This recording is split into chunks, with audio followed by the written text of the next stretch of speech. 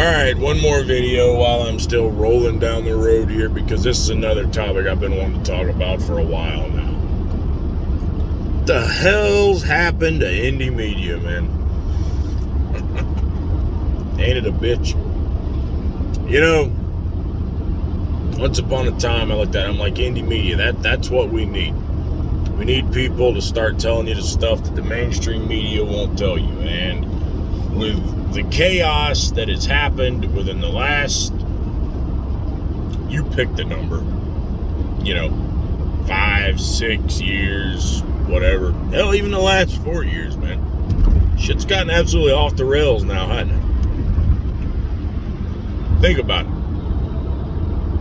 Think about the way people looked at TYT back at like 2015. Somewhere in there, right? Now what the fuck do people see when they look at TYT for the most part? You obviously had what happened with TYT, Jimmy Dore, then the Kyle Kulinski thing got in the mix. You got Kyle Kulinski, he's now engaged to Crystal Ball, yet, 10 fucking years ago, he was making a video talking about how stupid she was on MSNBC, but that's big channels, right? No, let's not even go into shit like Sam Cedar and all that, right? We won't even go into those circles, but let's talk about smaller channels, man. How many small channels came up, had promise, talked about things, couldn't get traction for shit, and they've just faded away? Hell, most people probably thought I was going to be the latest example of that too, right? I mean, it happens all over the place. And then on the other hand, you've got other channels. I ain't gonna name no names. I'm not going back into that territory, nor do I want to mention this guy by name. If you figure it out, good for you.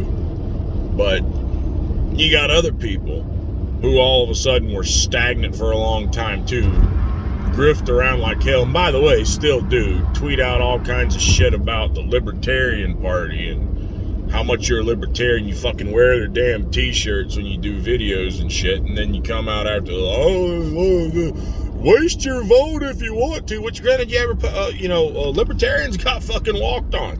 I'm not gonna dispute that shit, but don't come out here fucking preach to us about being independent and how the two-party system sucks. They go fucking vote for them. Like, what the fuck, man? Look, it's the kind of shit you lose your fucking credibility. Yet that guy's subscribers, but I'll give credit due. He's had on some great guests in the last few months, right? He's had on some great guests. They're way out of his caliber, in my opinion. But, hey, he had them on, and they were good conversations. They got to point out things that needed to be pointed out. And as a result, okay, look what happened to his subscriber count. Wonderful. Wonderful. He's bypassed people who are doing far better work than him, for damn sure. But that's just one example. I mean, shit, guys. Look at the rest of this mess that's happened now, The fucking Vanguard. Look what's happened with that, right? Take the damn Vanguard, right? At one point, they were talking about, a lot of different issues. They were one of the ones talking about MPP. Now, all of a sudden, shit's morphed into they don't get along with Jimmy Dore anymore. They're making videos exposing Jimmy Dore's fucking burner Twitter account because Sam Cedar and his crew at the Majority Report exposed the burner account. Who gives a fuck? Who gives a fat rat's ass?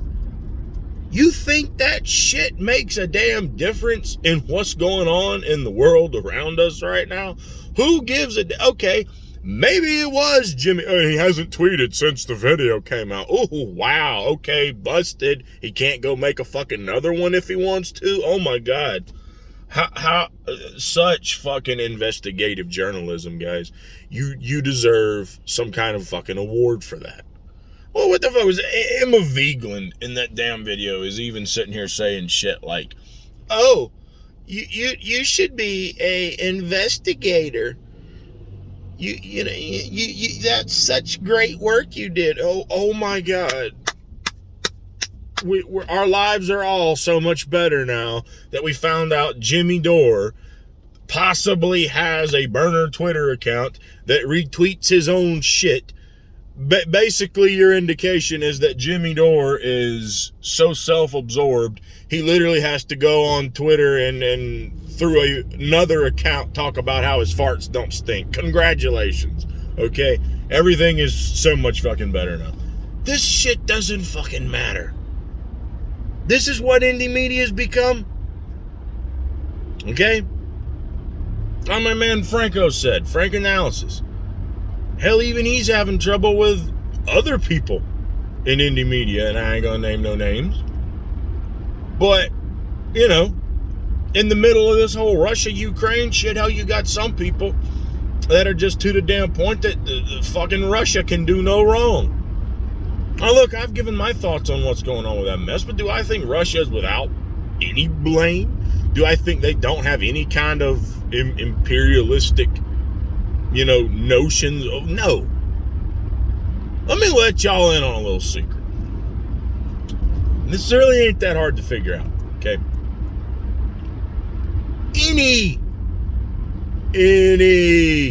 large society that has an element of capitalism, and I am not bashing capitalism, let's just make that clear. Do I think unchained capitalism works? No, me and my libertarian friends would probably disagree with that. I still stand by you need some kind of a mixed economy because there's good sides to both and there's bad sides to both. Why not try to eliminate the negatives and focus on the positives? That's always been my stance. You don't have to agree with me, and maybe somebody will change my mind on that one. Just where I stand right now. But the thing about capitalism is competition. What is the fucking end game of competition? To win. To be the best. Okay? Fucking the NFL teams don't go on the football field just to figure out which one was the better team and then shake hands at the end of it and declare it was well, both teams played good and one team would have theoretically won, but you know what? There doesn't need to be a Super Bowl. We're just here to throw a ball around the field and run it and kick it. So, you know what? That team lost? No, they shouldn't be eliminated from the playoffs because they played a good game. No, competition. There's winners and there's losers.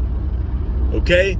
And if you're a big enough country in the world stage, you have empire on your mind. Okay? It's going to happen. Because, as I've said, and this is my big argument back to people who support the notions of things like communism, and their entire logic stems from that people are naturally good and moral, and if given the chances, would do the right things. I heavily disagree with that logic. Don't agree with it at all. I think you could go back through history, and there hasn't been any notion of that if you want to go back to biblical or just textbook history. Societies tend to try to go conquer for resources, for whatever their reason. That's what they do. Their end game is to expand and become bigger and better. Self-interests. Survival of the fittest. The weak will perish, the strong survive. You don't have to like it. You don't have to think it's the right thing to do. But unfortunately, there's a large chunk of society who just does these things. And they tend to be the ones who tend to always rise to the top. You know why? Because it's in their brain in the first place to make it to the fucking top. That's how they get there. They fight, they scratch, they claw, and they do whatever the fuck they've got to do to obtain power. The pacifists don't really like the idea of power anyway. They try to go about things peaceful and they try to appease. So don't preach to me about, no, any major country that's got these leaders in charge have the interests of self-preservation. And in the modern world, the best way to ensure your preservation is to control shit. Okay? The Soviet Union had a lot of those same goals that the United States did. Don't you remember them going into Afghanistan at one point? Okay? Can't convince me, just because they haven't been invading the rest of the world, they don't need to. But they've got, or at least had, a big chunk of Europe who were on the Russian nipple as far as oil supply were concerned, right? Which is one of the big things we don't like because, of course, we want them to buy our shit. So, do the math, people. Large countries equal empire. How heavily they pursue it? Well, that's up for debate. How big will the empire get? Well, that's up for debate too. Will the empire last? They usually don't. Might last for a while, but sooner or later they all seem to crumble. Always. And I don't think this one's going to be any exception. But no, this is where we're at in indie media, to get back to the point here. Indie media is absolutely shattered from where it was at one point in time. You got people out here who are just worried about their brand. You got people out here who are talking about a whole lot of fucking nothing. It makes not one damn bit of difference in anything. Nothing. Congratulations. We spent less time talking about people like Julian Assange, more time talking about useless bullshit. Well, that's fucking time very well spent, isn't it? Let me know what you guys think, or you ladies think, depending on whoever watches the show. What do you think about this? How do you feel about the current state of indie media? You think there's any saving it? You think we're just too far gone? Let me know what your thoughts are in the comments down below. If you like this video, give it a thumbs up. Help share the video around with the algorithm. You know, if you're not a subscriber to the channel, you're just finding the channel like we're talking about, subscribe, help us out.